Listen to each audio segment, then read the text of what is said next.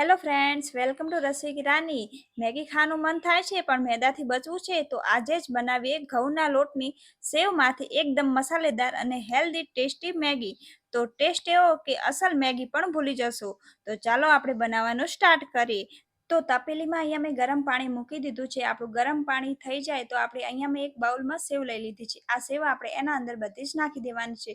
તો તમે અહીંયા હવે જોઈ શકો છો આપણું એકદમ સરસ ગરમ પાણી થઈ ગયું છે. તો હવે આપણે બધી જ સેવ એના અંદર નાખી દઈશું અને સેવને આપણે 3 મિનિટ સુધી ચડવા દેવાની છે, જેથી આ સેવ એકદમ સરસ ચડીને તૈયાર થઈ જશે. તો આપણે આનાથી એકદમ સરસ મેગી બનાવવાની છે. તો હવે તમે અહીંયા જોઈ શકો છો કે આપણી સેવ એકદમ સરસ હવે ચડીને તૈયાર થઈ ગઈ છે. તો હવે આપણે ગેસની ફ્લેમ બંધ કરી નાખીશું અને આપણે એક જાળીવાળું વાસણ લઈ લઈશું. તો આ જાળીવાળા વાસણમાં આપણે આ મેગી એકદમ સરસ એના અંદર નાખી દેવાની છે અને પછી ઉપરથી આપણે ઠંડુ પાણી રેડીશું, જેથી આપણે આની જે કુકિંગ પ્રોસેસ છે એ બંધ થઈ જાય અને આપણી મેગી એકદમ સરસ સારી રીતે ઠંડી થઈ જાય. તો હવે આપણે આ મેગીને સાઈડમાં મૂકી દઈશું અને અહીંયા એક પેન લઈ લઈશું.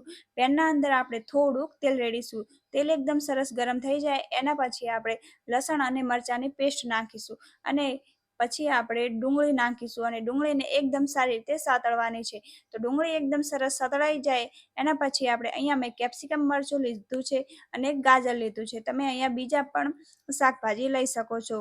તો આને પણ આપણે એકદમ સરસ સારી રીતે સાતળી નાખવાનું છે. તમે અહીંયા જોઈ શકો છો એ પણ એકદમ સરસ હવે સતળાઈને તૈયાર થઈ ગયું છે.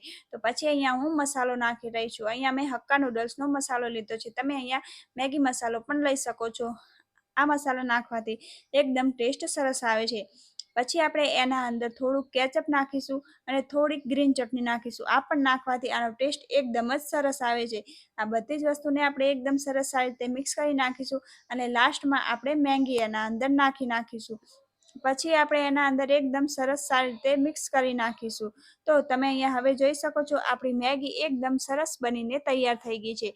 તો તૈયાર છે આપણી લોટની મેગી. તો તમે આ નાના બાળકોના ટિફિનમાં પણ ભરી શકો છો.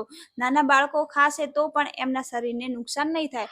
જો તમને પણ મારી આ રેસીપી પસંદ આવી હોય તો લાઈક, શેર અને સબસ્ક્રાઈબ. Thank you.